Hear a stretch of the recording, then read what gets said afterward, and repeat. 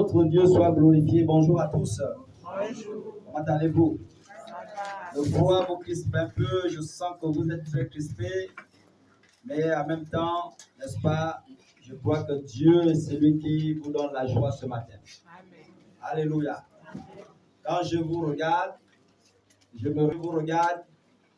vois des femmes qui étaient captives. Je vois des hommes qui étaient esclaves. Et je vois aujourd'hui des hommes et des femmes totalement libres, Amen. totalement libérés par le sang de l'agneau. Amen. Alléluia. Amen. Et je suis fier, je suis content d'être au milieu de vous ce matin. Parce que moi-même, je fais partie de ces témoins, de ceux qui étaient captifs et qui, n'est-ce pas, ont bénéficié de la grâce de Dieu. Ce matin, donc, je peux le bénir et le glorifier ce matin. Alléluia. Amen. Lorsque vous venez dans la maison du Seigneur, glorifiez-lui avec vraiment du cœur, glorifiez-lui avec amour, parce que ce que Dieu a fait dans votre vie, dans nos différentes vies, est tellement grand. Alléluia. N'ayez pas honte de votre frère à côté, de votre soeur, lorsqu'il est question de glorifier le Seigneur. Ce matin, nous voulons aborder un sujet, parce que nous avons beaucoup d'activités ce matin. Nous voulons aborder un sujet. Le thème de ce matin, c'est la désobéissance et la sorcellerie. Ah, vous me direz, pasteur, c'est encore quoi, des histoires de termes bizarres. Mais c'est le thème de ce matin, la désobéissance et la sorcellerie. Est-ce que je me fais bien entendre? Le micro, on dirait qu'il pose un peu problème, non? Est-ce qu'il y a-t-il un autre bien, c'est celui-là le plus efficace? Ok, bon, on va s'efforcer donc de crier. Donc, sur le thème de ce matin, je voudrais donc lire avec vous un texte que nous avons déjà lu ici. Les semaines passées, quelqu'un nous trouve s'il est déjà à la page 1 Samuel, et nous allons lire, n'est-ce pas, le chapitre 15. Nous allons nous appuyer sur les versets 22 et 23. J'ai dit 1 Samuel 15, 22 et 23. Voilà donc ce qui est écrit. Je vais lire donc pour vous, puisque je suis à la page, c'était avant vous. Il est donc écrit ici, Samuel dit à l'Éternel, trouve-t-il du plaisir dans l'holocauste et les sacrifices comme dans l'obéissance à la voix de l'Éternel? Voici, l'obéissance vaut mieux que les sacrifices, et l'observation de sa parole vaut mieux que la graisse des béliers, car la désobéissance est aussi coupable que la divination, et la résistance ne l'est pas moins que l'idolâtrie et les théraphies. Amen. Amen. Amen. Voilà donc l'histoire que nous allons revenir un tout petit peu.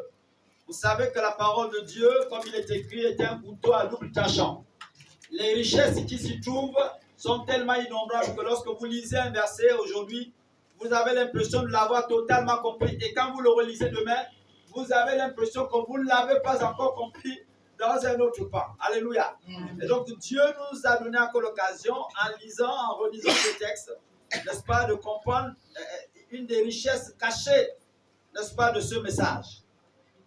Pour ceux qui étaient déjà là dans les cultes passés, nous avons parlé de cette histoire de Samuel qui venait donc reprendre à la demande de Dieu son serviteur, donc Saoul, qui avait péché contre lui en désobéissant, n'est-ce pas, à sa parole, alors qu'il devait aller en guerre. Dieu lui avait donné des instructions fermes et Saoul, n'est-ce pas, avait désobéi à la parole du Seigneur.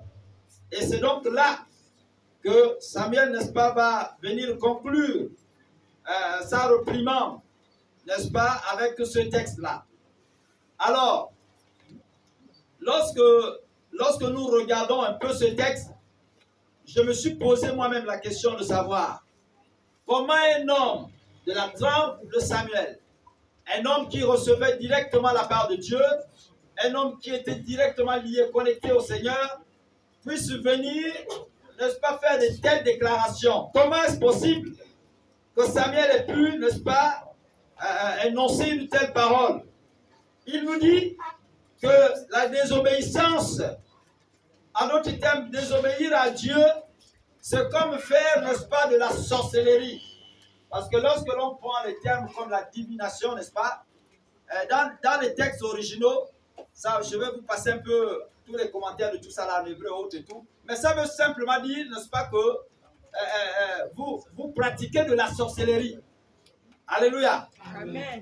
Ça veut dire que vous pratiquez la sorcellerie. Et donc Samuel va comparer le péché de la désobéissance à la parole de Dieu à de la sorcellerie. À de la sorcellerie. Alors même que j'étais en train de me poser la question, Seigneur, quel est le rapport entre la rébellion à ta parole et, n'est-ce pas, le péché, n'est-ce pas, la sorcellerie? Quel est le rapport? Dieu donc va me révéler une pensée.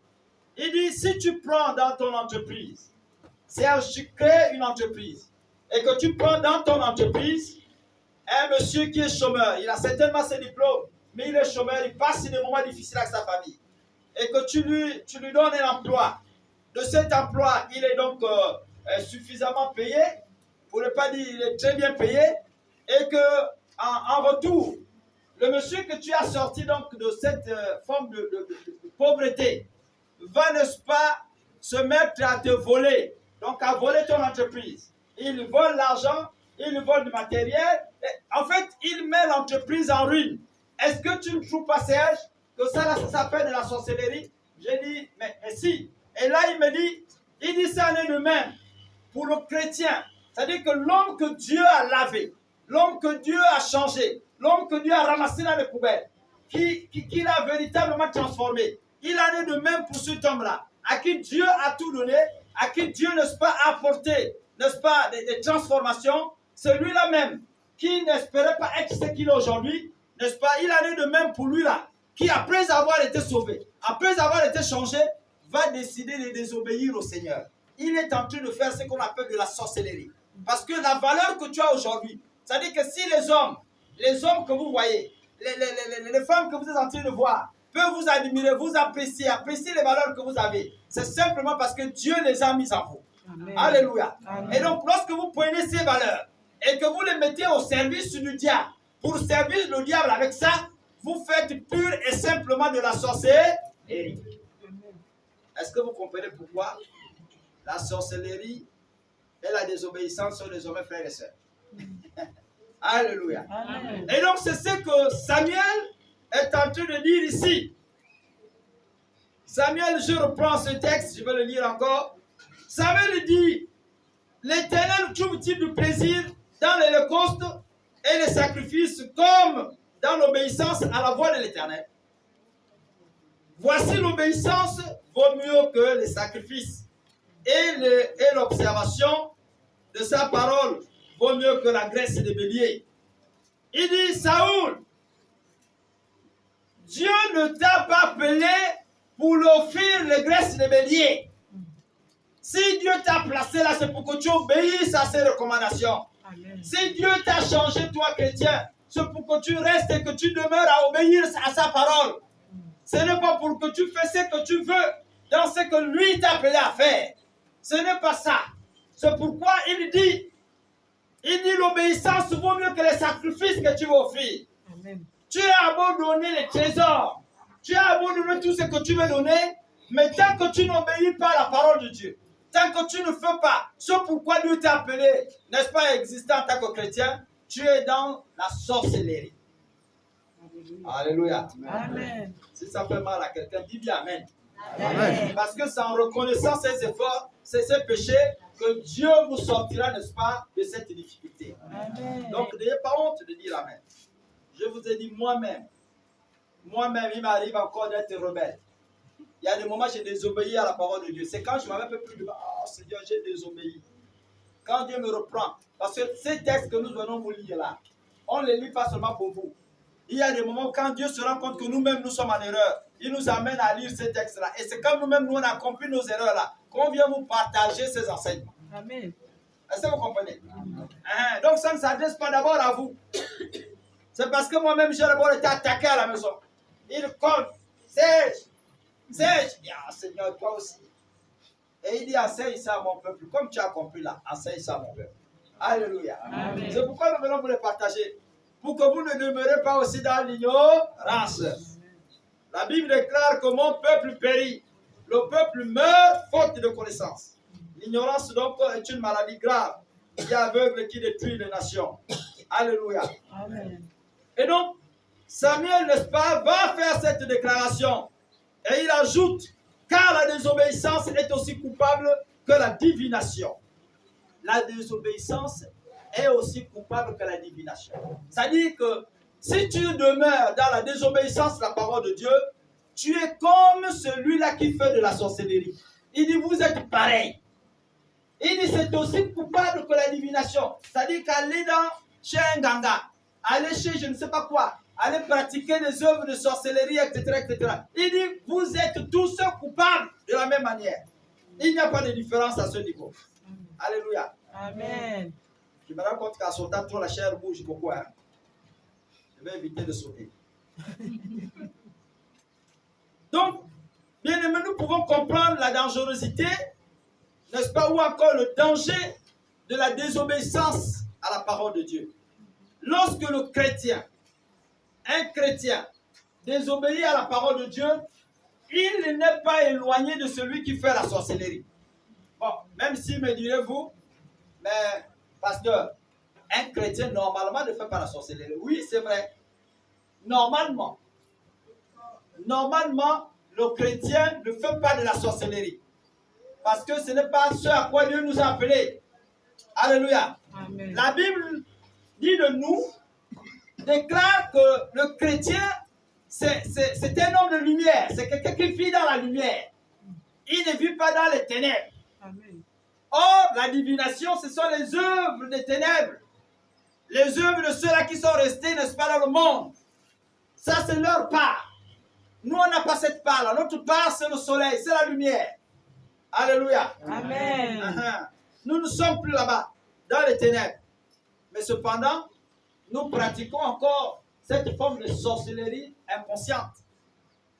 Tu arrives, tu commences par te mettre à critiquer un frère. Oh oui, il est ceci, oui, il est cela. À la lumière des Écritures, donne-moi le verset biblique qui t'autorise à critiquer un frère. Il n'y en a pas. Ce sont les œuvres de la sorcellerie. Alléluia. Amen. Le mari t'a épousé par amour. Et tu arrives le matin, tu as le projet de le maltraiter. La femme que toi-même tu es allé épouser par amour, est-ce que tu as déclaré? Oui, monsieur le maire. Oui. C'est toi-même qui as déclaré là-bas. Le maire t'a posé la question à plusieurs reprises. Acceptez-vous? Oui, monsieur le maire. Tu arrives le matin, dès qu'elle voyage, tu prends une femme, une copine, tu mets sur son lit. Ça s'appelle de la sorcellerie. Amen. Alléluia. Amen. Ça s'appelle de la sorcellerie. Et le chrétien n'est pas appelé à pratiquer ces œuvres-là. Ça n'existe pas dans le corps de Christ. Ces choses, normalement, ne devaient pas exister. Alléluia. Amen. Pratiquez les bonnes œuvres. Les œuvres de votre Père. Parce que c'est ce à quoi vous avez été appelés. Oui, bien-aimé. Celui-là qui désobéit à la parole de Dieu, peu importe, est en train de pratiquer, n'est-ce pas, une forme de sorcellerie. Frères et sœurs, dans le monde spirituel, il y a des lois. Dans le monde spirituel, il y a des lois. Et ces lois sont établies de telle sorte que lorsque vous désobéissez aux lois, n'est-ce pas, établies par Dieu, vous obéissez automatiquement aux lois établies par le diable. Est-ce qu'on se fait comprendre? C'est-à-dire que les lois, les règles spirituelles, le règlement intérieur de la spiritualité, le statut de la spiritualité là-bas, dit que lorsque tu désobéis à Dieu, c'est-à-dire automatiquement, puisque tu as désobéi à Dieu, automatiquement tu obéis au diable. Est-ce qu'on se comprend? Amen. Ça veut dire que tu t'es injecté toi-même dans le camp de l'ennemi de manière volontaire ou involontaire. C'est pourquoi beaucoup de mots que nous sommes en train de vivre aujourd'hui, n'est-ce pas, sont comme surprenants pour certains. Tu vis dans les ténèbres, tu poses les actes de sorcellerie et tu t'étonnes pourquoi ta vie ne change pas, pourquoi, n'est-ce pas, tu passes de maladie en maladie, de malheur en malheur, pourquoi? Tu t'interroges. Alors que toi-même, tu as dit au diable, moi je suis avec toi. Je suis de l'autre côté avec toi. Parce qu'en désobéissant à la parole de Dieu, tu as toi-même dit, j'obéis maintenant au diable. Alléluia. Amen. La spiritualité a des règles. Et c'est ceux qui sont dans le monde occulte là, qui savent, qui comprennent bien ce que je suis en train de dire. Est-ce que vous comprenez? Amen. Eux, ils comprennent bien ça. Vous savez que eux, en matière de spiritualité, ils comprennent certains principes spirituels mieux que vous, les chrétiens. Moi, je suis en train de vous dire, c'est pourquoi ils sont rigoureux là à l'intérieur. Quand on leur dit, viens prier à midi, il sera là à midi sous le soleil. Et l'adultère commence à ce moment-là. Donc, dès que vous commencez par le dire, non, je ne désobéis pas à Dieu maintenant. Je commence par voler l'argent de la société. Je commence par désobéir à telle règle. Je commence par voler les médicaments à l'hôpital. À partir de ce moment-là, tu acceptes de te mettre dans le camp du diable. Et tu vas te rendre compte qu'au fur et à mesure, sans le vouloir, tu vas finir par être manipulé par le diable. Alléluia. Amen. Celui qui accepte d'être esclave finit par être contrôlé par ce maître-là. Vous comprenez? Amen. Quand vous acceptez d'être esclave du diable, c'est-à-dire que vous-même, vous vous faites contrôler par le diable. Il finira par vous contrôler. Au départ, il te donnera la pensée peut-être de voler. Mais puisque tu as désormais l'argent, tu es plus riche même que le chef de ton entreprise. Alors dans ces conditions-là, tu fais quoi? Mais toutes les petites là, je peux me les taper. J'ai le dos, elle cherche l'argent. Je vais me taper toutes ces petites. Est-ce que vous comprenez par où vous avez commencé? Vous avez commencé par voler 100 francs. Et puis vous êtes retrouvé dans la multitude de femmes adultères. Donc tu as pris voleur adultère. Et le jour où quelqu'un devient gênant pour toi, c'est-à-dire qu'il commence par te dévoiler. Pour dire, tel a volé. Tu vas commencer par mijoter un plan pour le tuer. Est-ce que vous comprenez? Voleur, adultère, tu as ajouté criminel. Pour ne pas dire criminologène. Donc, tu vas quadrupler une série d'erreurs sur le plan spirituel. Alors qu'au départ, tu as commencé par un seul point. C'était le vol d'argent. Alléluia. Amen. Lorsque vous désobéissez à la parole de Dieu, vous vous mettez vous-même volontairement sous le contrôle de Satan. Et donc, Satan a le pouvoir sur vous. Et il vous contrôle. Alléluia. Amen. Je disais que nous avons beaucoup d'activités ce matin. Les forces du diable n'agissent légalement sur vous que lorsque vous désobéissez vous-même à la parole de Dieu. Je parle de la légalité parce que la spiritualité a des lois, comme je vous ai dit. C'est pourquoi je parle de la légalité. C'est légal. Il dit à Dieu, Satan va dire à Dieu, ce type-là m'obéit. La preuve, c'est que tu l'as dit ne vole pas. Il a volé, non? Ça veut dire qu'il comprend les règles, comment je le transmets. Laisse-lui, c'est mon disciple. Et Dieu qui est le maître de la spiritualité, il connaît ces règles-là. Il sait que lui, pour te sauver, pour te sortir de là, pour te venir à l'aide, il faut qu'il te sorte d'abord de cet état de péché-là. C'est quand il t'aura sorti de là qu'il pourra avoir le contrôle sur toi. Dieu ne contrôle pas un esprit qui n'est pas obéissant à lui, obéissant à sa parole. Amen. Est-ce qu'on se comprend? Oh, chante la vite. On a beaucoup de choses. Alléluia. Amen. Donc, la spiritualité, n'est-ce pas, a ces règles-là. Et parce que, n'est-ce pas, vous désobéissez à Dieu, vous êtes lié à Satan. Et vous êtes nuisible. Vous êtes nuisible. Dieu a restreint dans le monde spirituel, n'est-ce pas, les manœuvres de Satan aux œuvres de ténèbres. Lorsque l'on prend les mauvaises œuvres dans la Bible, dans toute la Bible, lorsque vous lisez les mauvaises œuvres, on les ramène toujours, c'est-à-dire qu'on les regroupe, on les restreint, n'est-ce pas, autour des œuvres des ténèbres. C'est dans une chambre qu'on met ça à l'intérieur. On appelle ça les œuvres des ténèbres, c'est-à-dire que ces œuvres-là sont à X endroits. Et donc Dieu, dans le monde de la spiritualité, a restreint. Il a réduit la manœuvre du diable, n'est-ce pas, dans les ténèbres. C'est pourquoi vous voyez les adeptes du diable, les adeptes de Satan, faire toutes leurs manœuvres la nuit. Amen. Les bouddhistes là, ils ne vont pas vous faire la cérémonie la journée. Ils entendent la nuit. Vous commencez par danser. Et à partir d'une certaine heure, votre esprit, le corps est fatigué. Lorsque vers minuit, ils sentent que vous avez suffisamment bousculé le corps. Parce que même physiquement, sans vous donner les drogues, vous êtes déjà affaibli. Vous avez déjà sommeil. Donc vous êtes déjà dans les hallucinations, vous commencez par voir certaines choses que vous n'imaginez pas voir. Parce que même de manière naturelle, quand on ne prend pas les drogues, il nous arrive de rêver. Tu rêves ton grand-père qui est mort. Alors, il sait que tu es déjà atteint. C'est-à-dire que ta spiritualité est déjà touchée. Il t'a fait danser le mongongo là. Et ils ont de ces sons-là. Je vous dis, on avait un qui dansait chez nous là-bas tous les soirs, les vendredis soirs et samedis. Quand le gars là, c'est mal. Mais c'est des sons dérangeants. Je vous dis, c'est plus dérangeant que de danser les ballons, les stars que vous écoutez.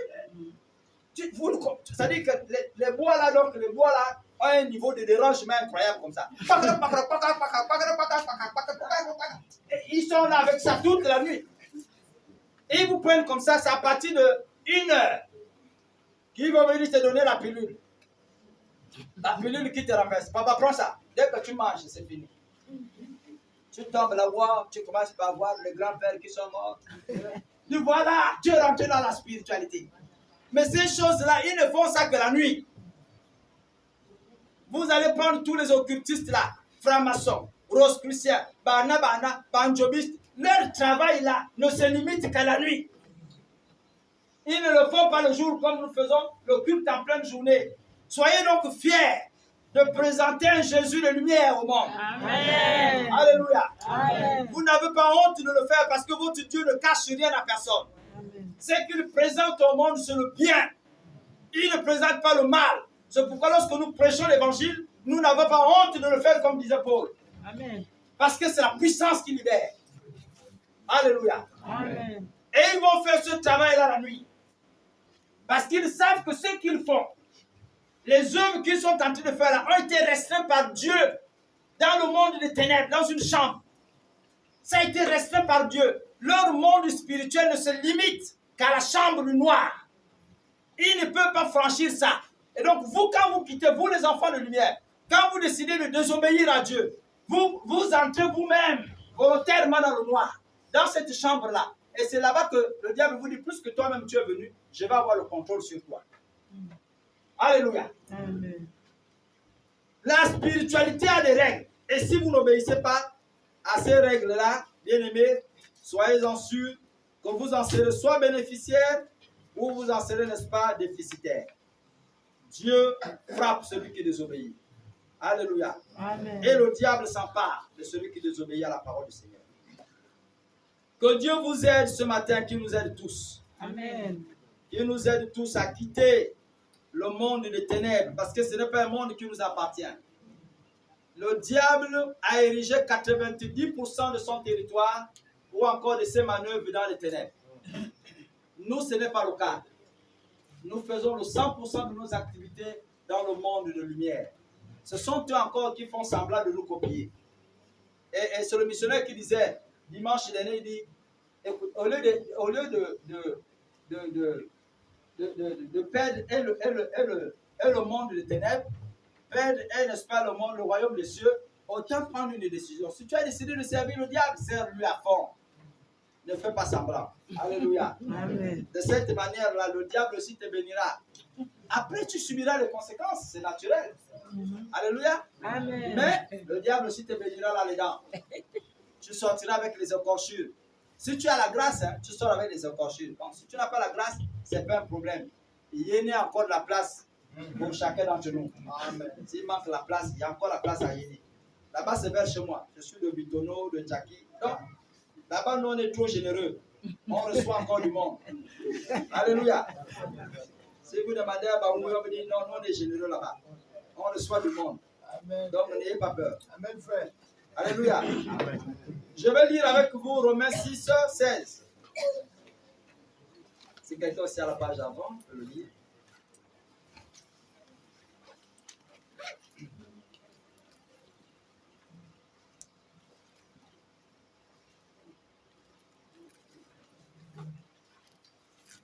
vais donc lire. Ne savez-vous pas qu'en vous livrant à quelqu'un comme esclave, pour lui obéir, je dis Romains 6, 16. Ne savez-vous pas qu'en vous livrant à quelqu'un comme esclave pour lui obéir, vous êtes esclaves de celui à qui vous obéissez, soit du péché qui conduit à la mort, soit de l'obéissance qui conduit à la justice. Amen. Alléluia. Amen. Si vous décidez, n'est-ce pas, de désobéir à Dieu, vous obéissez donc au diable.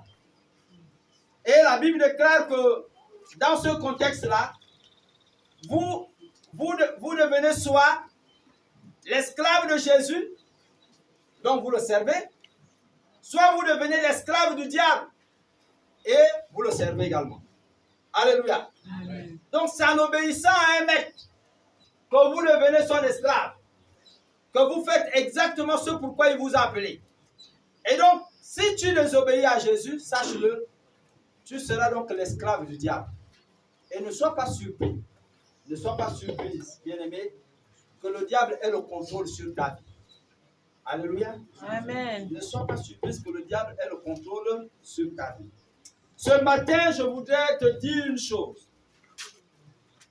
Je sais que ce n'est pas facile de sortir de cette chambre noire dans laquelle nous sommes plongés volontairement. Parce que ça procure beaucoup de plaisir à l'intérieur. Il y a beaucoup de plaisir. C'est que les autres appellent le mot de plaisir. Dans ce mot de plaisir, le plaisir, parfois en excès aussi, il va vous tuer. On s'est amusé avec les frères occidentaux, on sortait des paroles comme quoi l'amour rend aveugle, l'amour donne la myopie. Hein? Quand vous voyez les vieux papas là avec les lunettes, l'amour donne la myopie. Alléluia. Je suis en train de lutter avec les lunettes là. L'amour donne la myopie. Tu deviens totalement esclave de l'un ou de l'autre. Soit le mari devient esclave de la femme, soit la femme devient esclave du mari.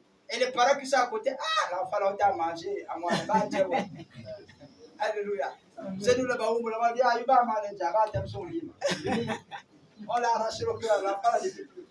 Je ne reconnais plus l'enfant là. Il est perdu, totalement perdu. C'est ce que l'amour est capable de faire. Alléluia. Amen. Parce que dans l'amour, il y a le service à l'intérieur. Hein? C'est pourquoi vous écoutez le thème chéri, chéri. Chéri, chéri. Parce que là-dedans, vous vous servez l'un et l'autre. Ah non, l'homme là, non, ça c'est mon ange. Non, ça c'est mon père. Moi, j'aime un peu nos frères et sœurs congolais. Et ils ont une expression, c'est difficile, j'ai écouté difficilement les mots chéri chez eux.